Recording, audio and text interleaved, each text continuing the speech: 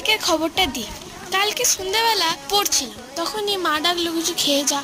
দিয়ে দেখলাম মা চা দিচ্ছে, কিন্তু বিস্কুটই দেয়নি। তো বিস্কুট আনতে গেলাম, তখন দেখলাম এটা রাখা আছে। তো বার করলাম, দিয়ে বুঝলাম আরে এটা তো বিস্কুট নয়। ভাবনা চিন্তা করে বুঝলাম এটা ফুচকা। মাম তত তাড়াতাড়ি আলু সেদ্ধ করতে বসিয়ে দিলাম। আর এখানে তেলটা হয়নি গরম, তাই আগে দিয়ে দিয়েছি, এত এক্সাইটেড ছিলাম। দিয়ে তারপরে সবগুলো ভেজে নিলাম। ফার্স্ট টাইমের জন্য আমি এই পানিপুরি মিক্সটা ইউজ করলাম। এটাতে জল মিশিয়ে দিলে পানিপুরির জল একদম রেডি হয়ে যাবে।